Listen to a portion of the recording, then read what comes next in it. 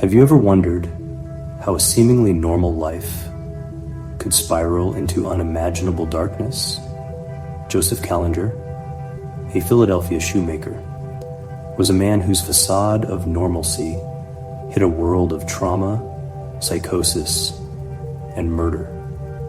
With his 13-year-old son as his accomplice, Kallinger went on a crime spree so horrific that it continues to baffle psychologists and criminologists alike. This is the story of how Joseph Kallinger descended into infamy and how forensic psychology helped unravel the motives behind his crimes. Joseph Kallinger's life began with deception. Born in 1935, he was adopted by Austrian immigrants, Stephen and Anna Kallinger. What should have been a loving environment quickly turned into a nightmare. His adoptive parents were strict disciplinarians who subjected him to relentless abuse. Joseph was beaten with belts, locked in closets, and emotionally degraded, leaving deep psychological scars that would shape his future. The abuse didn't end when Kallinger grew older. As a young adult, he attempted to assert himself in the family's shoemaking business, but his strained relationship with his adoptive father created additional tension. His experiences not only fostered deep resentment, but also a sense of alienation. By the time Kallinger started his own family, the effects of his childhood were evident. He often repeated the abusive behavior he had experienced, beating his children and imposing harsh punishments. These actions became pivotal later, when his surviving children reported him to the authorities. As an adult, Kallinger worked as a shoemaker, building a reputation for his craftsmanship. Outwardly, he appeared to have achieved the American dream, a skilled tradesman with a wife and 5 children. But inside, Kallinger battled a torrent of paranoia and delusions. He claimed to hear voices that he believed were divine commands, urging him to commit heinous acts. His mental health deteriorated rapidly, and his behavior grew increasingly erratic. The breaking point came in 1974. Kallinger claimed that God had instructed him to carry out a holy mission involving robbery, torture, and murder. Shockingly, he enlisted his 13-year-old son, Michael, to assist him. Together they embarked on a crime spree that spanned multiple states, targeting families and leaving a trail of fear and violence in their wake. One of Kallinger's earliest crimes was the murder of his eldest son, Joseph Jr. Kallinger lured his son into an abandoned building, where he drowned him in what he claimed was a divine sacrifice. This act, which he justified as fulfilling a command from God, revealed the depths of his delusion and the chilling lengths to which he would go.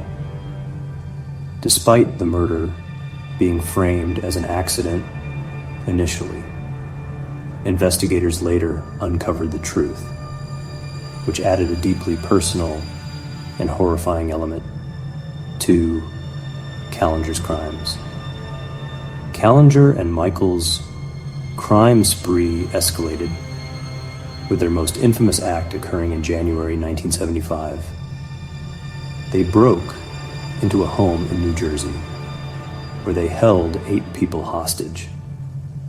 Over several hours, the pair terrorized the family, robbing them and forcing them to comply with degrading demands. During the ordeal, Kallinger brutally murdered Maria Fasching, a nurse who had arrived at the house by chance. This senseless killing shocked the nation and became a key focus of the investigation.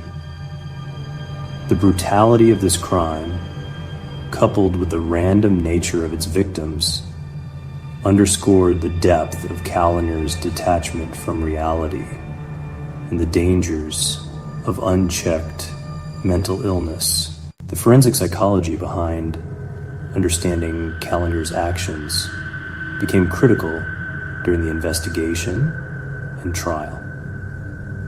Experts diagnosed him with paranoid schizophrenia, a severe mental illness characterized by delusions, hallucinations, and a distorted sense of reality. Kallinger's belief that he was acting under divine orders was a hallmark of this condition. Additionally, he exhibited traits of antisocial personality disorder, including a lack of empathy, manipulative behavior, and a propensity for violence. These dual diagnoses painted a picture of a man whose mental state was profoundly disturbed, making him both dangerous and unpredictable. Psychologists noted that Kallinger's actions reflected a combination of deep-seated trauma and untreated mental illness. His delusions often took on religious themes, with Kallinger believing he was chosen by God to enact punishment. This belief system not only justified his actions in his mind, but also allowed him to manipulate his son into compliance. Michael's involvement added a chilling layer to the crimes, as it raised questions about the psychological impact of his father's manipulation and how a child could be coerced into participating in such atrocities. Forensic analysis also played a significant role in linking Kallinger to his crimes. Witness testimonies, physical evidence, and behavioral profiling helped law enforcement build their case. Investigators noted that Kallinger's crimes were not only violent, but also highly ritualistic, pointing to his underlying psychological disturbances. Shoe prints left at crime scenes, as well as descriptions of the duo by surviving victims, were pivotal in identifying and capturing Kallinger. Additionally, the psychological evaluations conducted during his arrest and trial provided valuable insights into how his mental health issues influenced his actions. The breakthrough came when Kallinger's surviving children reported his abusive behavior and suspicious activities to authorities. These testimonies, combined with evidence from crime scenes and Kallinger's erratic behavior, led to his arrest in 1975. The trial that followed was a spectacle, with Kallinger's mental state taking center stage.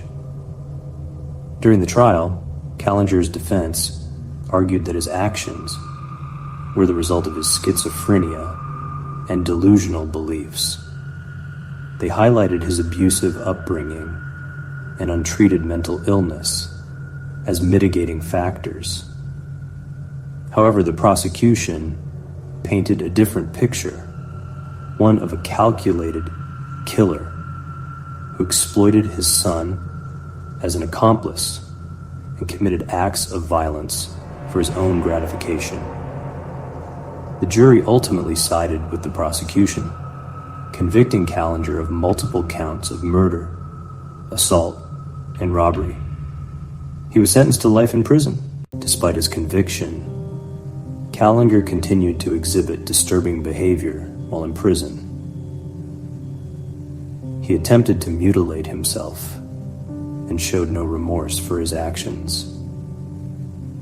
In interviews, he spoke about his crimes with a chilling detachment, further solidifying his place as one of America's most infamous killers. He died of heart failure in 1996, leaving behind a legacy of terror and questions about the nature of his evil. The story of Joseph Kallinger is a sobering reminder of the importance of early intervention in cases of mental illness and abuse. His life raises difficult questions about the responsibility of society to recognize and address the warning signs of violent behavior. How many lives could have been saved if Kallinger had received the help he so desperately needed? As we reflect on this chilling case, one question remains: how can we better identify and prevent the factors that lead to such unthinkable acts?